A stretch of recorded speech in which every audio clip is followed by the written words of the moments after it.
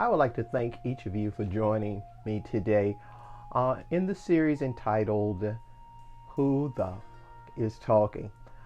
It's a guided journal for those of us who are looking for ourselves. We know that there's a whole lot more going on inside of us than we were taught in Sunday school or were taught by gurus or whoever your spiritual influence has been.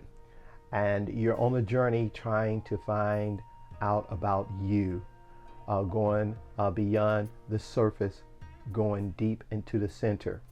And this guided journal is for those of you who are looking for the witness. Now, you can find this journal at our website. It's freshlivingstreet.com.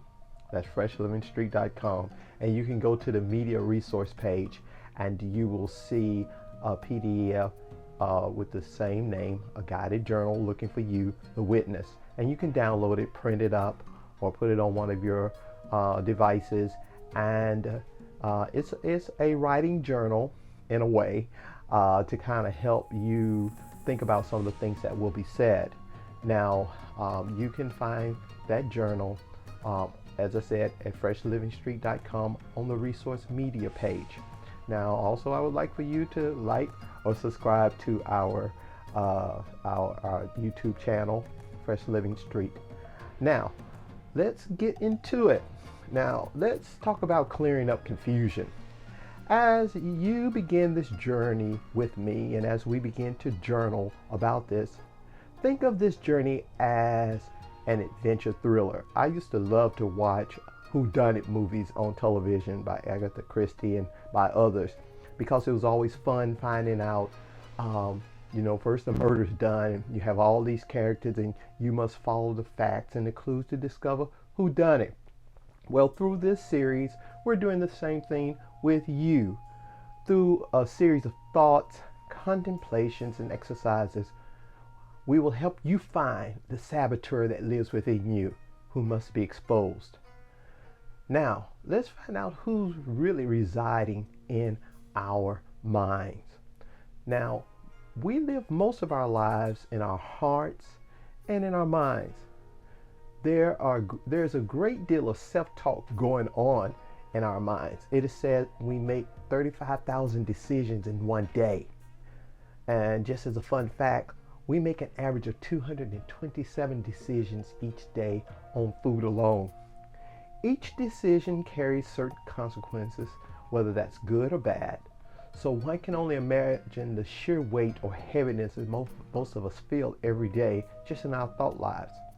Now, for those of you who have the journal, let's do exercise number 1.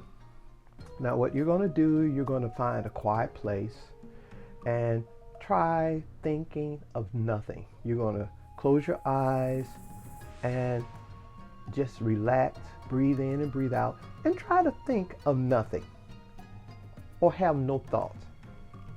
And see if you can have a quiet time in your mind.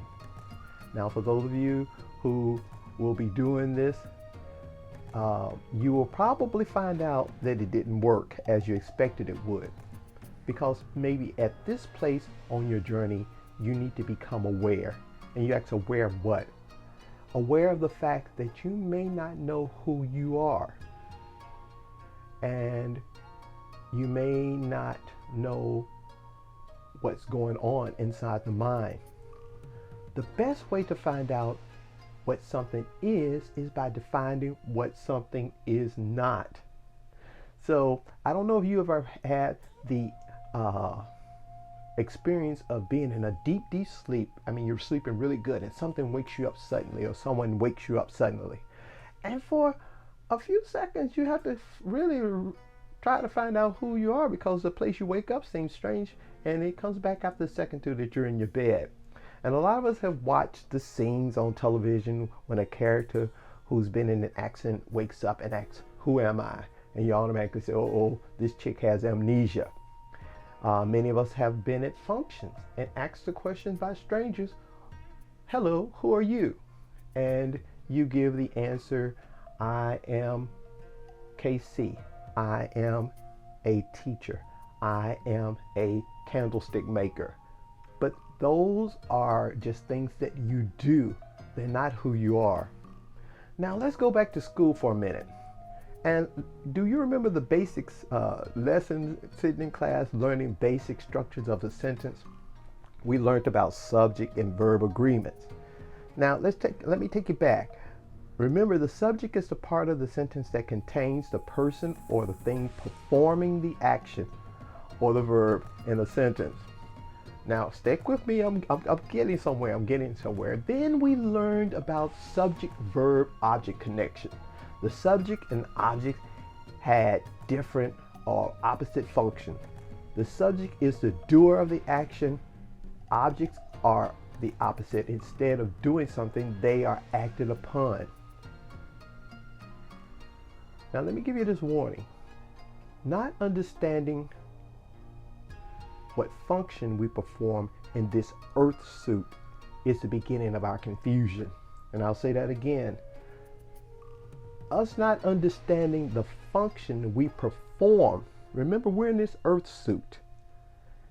And when we don't understand that, that is the beginning of our confusion. Now, let's go to our next exercise, preventing mind chatter. This time, find a quiet place, close your eyes, and listen. Just simply listen. And after you've done that for about 2 or 3 minutes, ask this question. What or who did you hear? More than likely, as you were sitting there, you heard mind chatter. And these are thoughts that are produced by the mind. These thoughts present themselves in a conversation form. We are confused by these thoughts or build up energy into believing that we're the ones producing or manifesting these conversations. I want you to listen closely to this self-talk. I've got a big test tomorrow. I hope I don't fail it. I know the material. Just in case, I'm going to put a little more study time in tonight. Damn! I told Ronnie that I would help him with his certification test. I would just have to tell him I can't make it. But Ronnie's dependent on me. I can't let him down. That's mind chatter. You have all these voices. And it seems like there are 2 or 3 of them in there who's talking, listening, responding back to what they heard. This one responds back to what has been said. This is becoming aware of the mind chatter that's going on inside your mind. Now that you're aware of these voices, and if you just thought, what voices? I don't hear any voices. Guess what? You just did, because that was in your mind. Let's begin practicing listening to these voices. Remember, you're trying to find out who the real you is. You are not your thoughts. You are becoming aware of these thoughts, and that's totally different. You're not your thoughts, the inner you. But now there's a part of you that's becoming aware of these thoughts and the effects that they have on you. Now, for those of you that have the journal, this is your time to write it down. This is the time to write about your thoughts. When you close your eyes and listen, what conversations do you hear in your mind?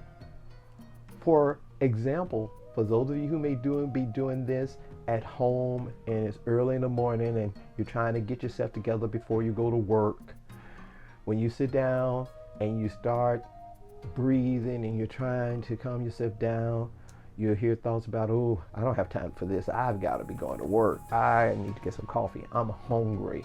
What are we going to do about the car? Because you know it may not start because we had problems with it yesterday. You hear all of this chatter, and all this chatter is taking over your peace. On the next part of your journal, it asks, how does it feel to become aware of your mind talking? Once you realize that I really can't get any peace because my mind is racing, it's just talking, and all these voices and all these thoughts are just going through my head, it probably feels that you are just in the middle of a whole crowd of people and there's nothing that you can do about it. But through this journal, we're going to help you to become aware of the mind talk, how to decipher it, and how to bring on the peace that you desire. Now, this is a wake-up call. The first thing, you are not your thoughts. You are aware of your thoughts. Now process that through for a minute. You're not your thoughts. You are aware of your thoughts. You're not your emotions. You feel your emotions, but you're not your emotions. I am angry. No, you're not an angry. You feel the emotion of being angry, but you're not anger. Take a minute to absorb that truth. You are not your body. You look at it in the mirror and you experience the natural world through its many features, sight, smell, touch, and etc. But you are not your body. You're in the body. Just breathe. And let's begin to release the lies that we have believed and that are enforced every minute of the day by the outside world and by our minds. Now, let's break this down again.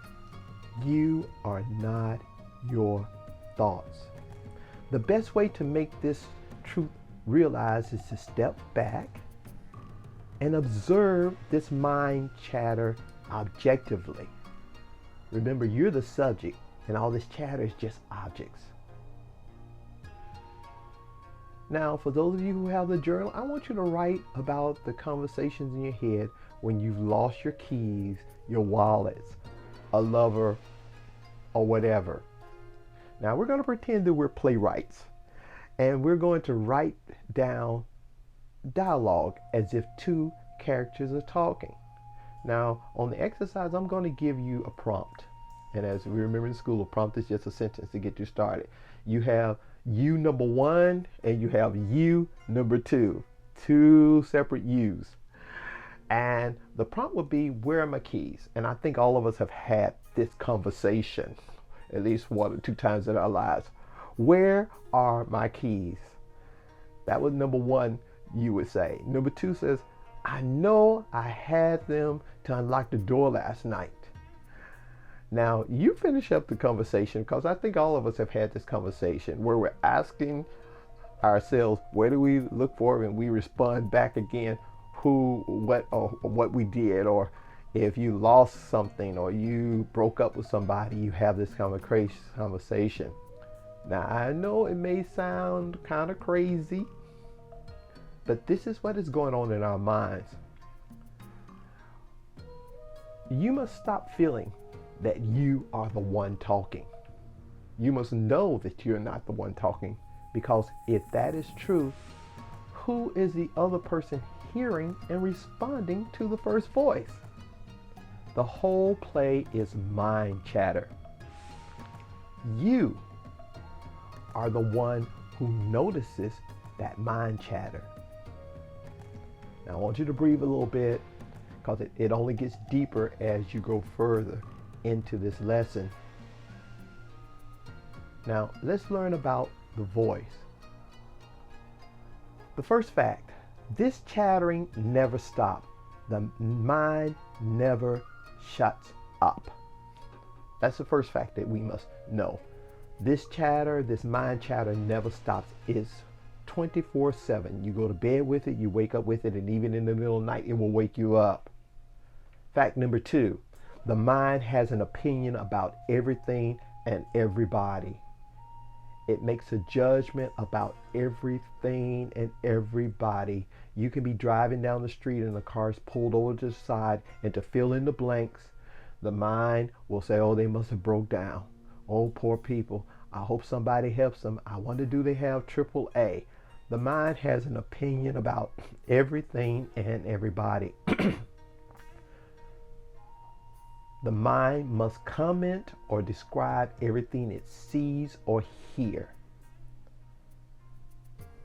The mind does not always tell the truth. And our last fact, the mind is wishy-washy. It will switch sides on you without notice. And we're going to talk about each one of those. Now, when you have made a bad decision or you're having a bad day, what are some of the thoughts that you have about yourself? Now, let's be honest. And sometimes you got to let the insult rip, because this is the way the mind talks. You did something at work and you thought you were doing the right thing, and it turned out horribly because you weren't prepared for the consequences and you weren't prepared for what was happening next. What is some of the mind chatter that goes on? Oh, that was dumb. What the hell were you thinking about? That wasn't the way. I knew that wasn't right when I put it down. Something told me not to be right. I can't believe. That's the chatter that you hear when you're having a bad day. You've made a bad decision. Now let's flip it. Now you just had the best day ever. What are some of the positive thoughts you have about yourself? Oh, I am on cloud 9. I knew I was the one.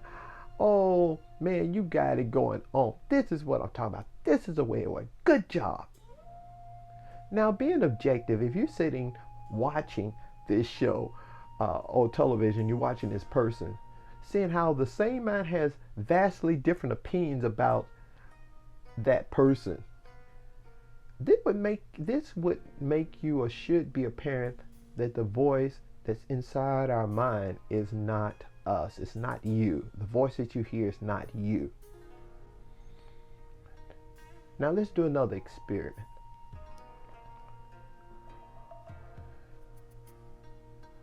What goes on when you've had a long day, you're extremely tired, there's a lot going on, and you lay down your head on the pillow?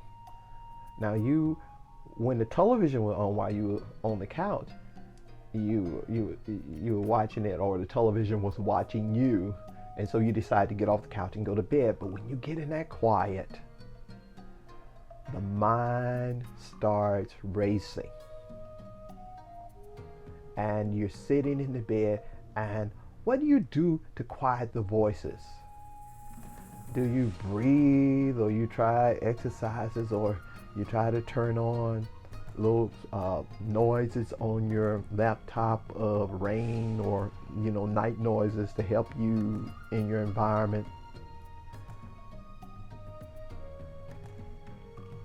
There's a war going on at that time, because now it really flares up, because there's the part of you that knows you need to get to sleep because you have to go to rest, and when you don't have enough rest, how rotten the day is going to be. There's a part of you telling, go get you some NyQuil and just chug it down, and that'll put you to sleep. But then you think, no, I can't do that because it's going to make me drowsy the next day. Think about the part of you that is inside of you that's noticing this conversation.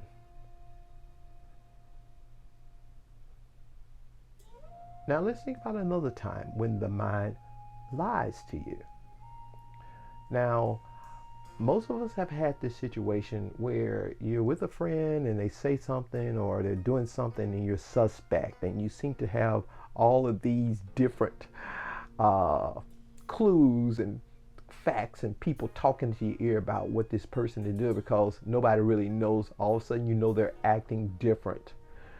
And your mind every day is just feeding you assumptions about what's going on with them. Or even if you're in a relationship and your loved one came home late, and it was a little later and it was out of character, and you just begin to notice things, and you see them on the phone, and you see things coming across the phone, and your mind's feeding you and your mind's feeding you, and all of a sudden where you just blow up because your mind has fed you something, only to find out they were planning a surprise party for you. Well, the mind will lie to you. And think about how that made you feel. Now, in this, This is to help you see that the voice or your mind is separate from the real you. And you will find out it will say anything, true or false. Now I know you're asking at this point, if I'm not the one talking, who am I? Okay. You are the one who sits in the center of the seat of awareness. You are the soul. Now the soul is neither female nor male. You are the one in the earth suit that is composed of the mind, the body, and emotions. You are simply the witness or the watcher. You are energy, and energy never dies. It is simply transferred from one place to another